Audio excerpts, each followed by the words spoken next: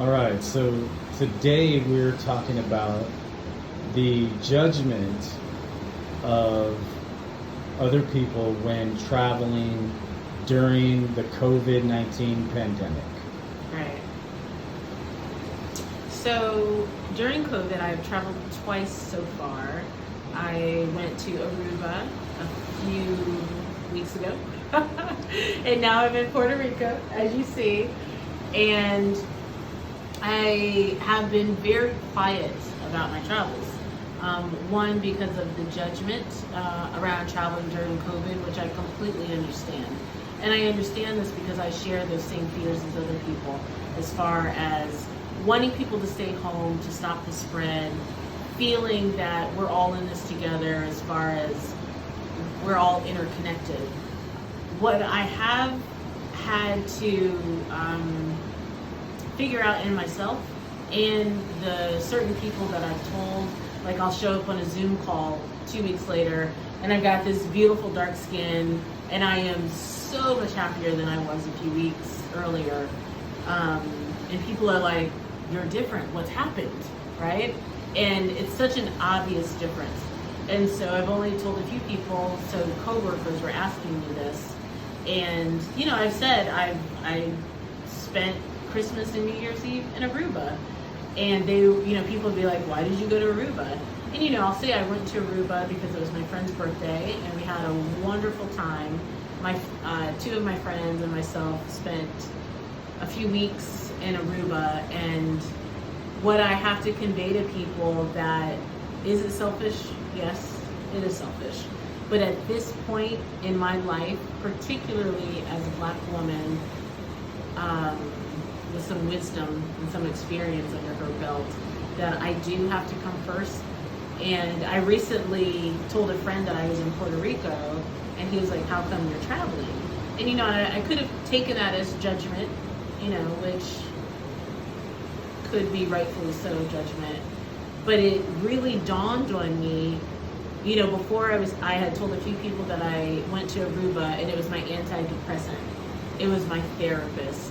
That I'd rather have traveled to Aruba during a pandemic versus been committed to a mental hospital or, God forbid, you know, have attempted suicide.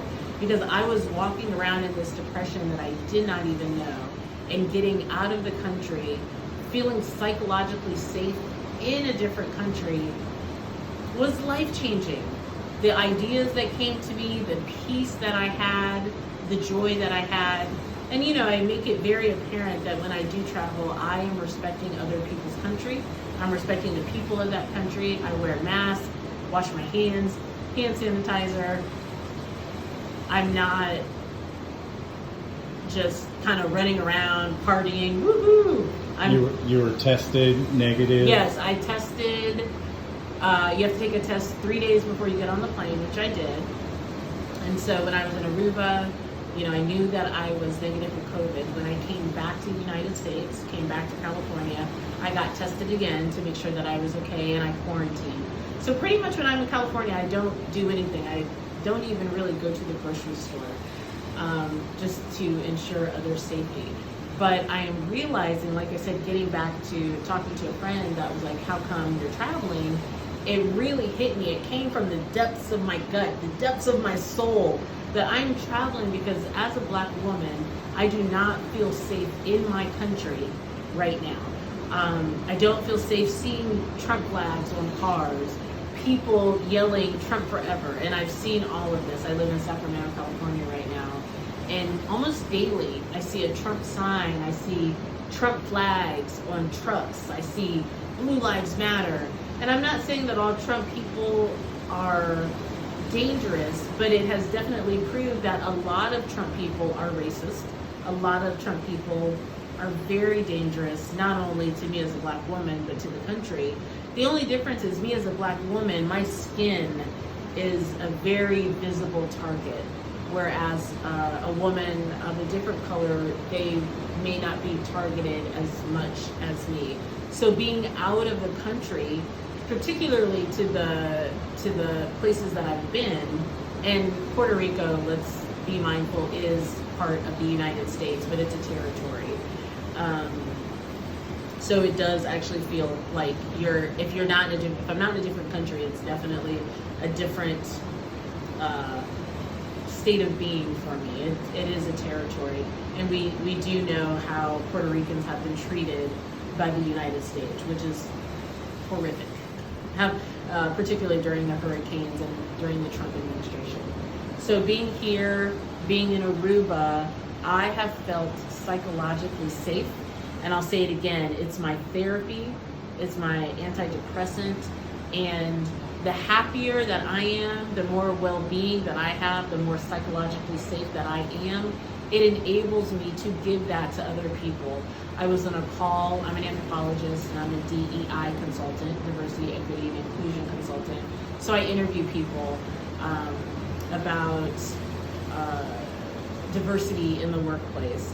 You know, I was speaking to she's younger than me, a younger Black woman yesterday, and I could feel the stress, I could feel the fear, I could feel the,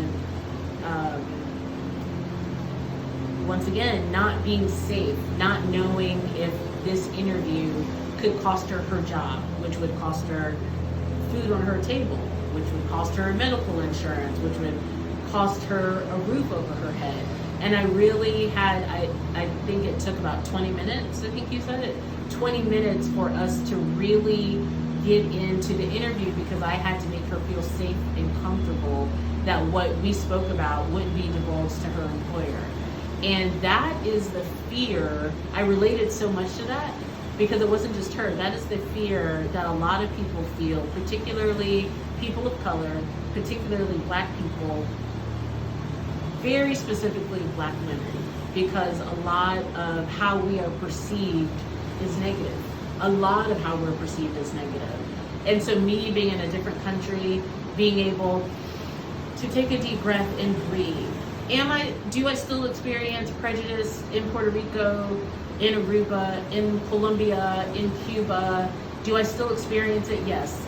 Is it at a much lesser rate than I do in the country that I was born? Absolutely. Absolutely.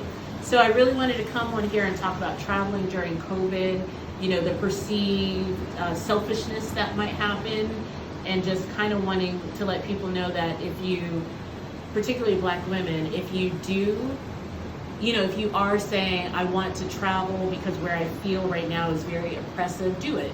Because your mental health, your physical safety, your energy, how you move in this world is way more important than the judgment that you're going to get from other people.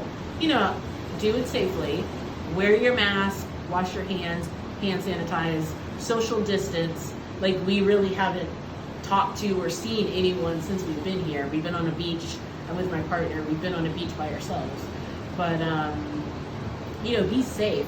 But don't feel that you have to satisfy other people's needs before your own, particularly if you are in a state of low energy, of depression, of, you know, which a lot of us are. But like I said, particularly for me, and I'm seeing it in other Black women, that you need to feel safe, you need to feel comforted. You might need to see the ocean. If you have, you know, this is a whole nother conversation about privilege. I am very privileged to be able to have the money to get on a plane to go somewhere else. And that's a whole nother topic. But at the end of the day, I guess what I want to convey to everyone, particularly Black women, is that you are the most important person in your universe. And that's okay. Particularly because I'm seeing Black women being the mules for organizations.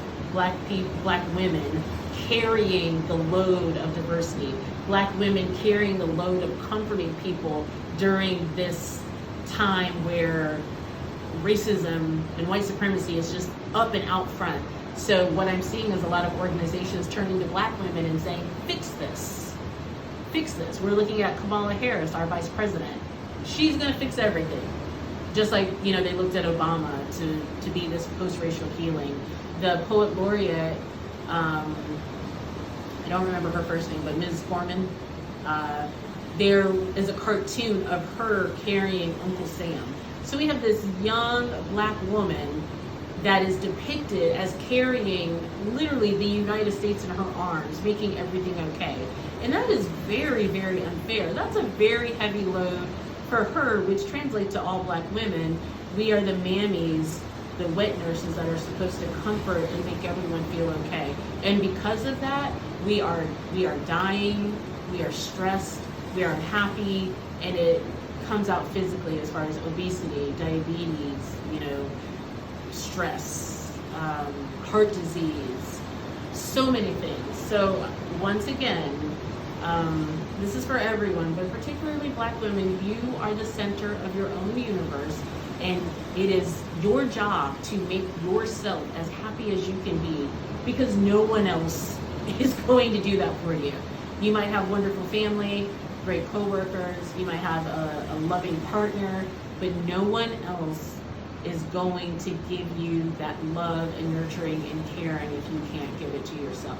As you can see, I'm giving it to myself, and this, I feel, is going to make not only me happy, but everyone I come in contact with, which is hopefully, dozens, hundreds, thousands, millions of people will be able to get some sort of joy because they have come in contact with me. And people wouldn't be getting that joy if I was under the covers in bed crying because I am so depressed and feeling hopeless. So just a little message from me. Enjoy your day and just take care of yourself. Thanks.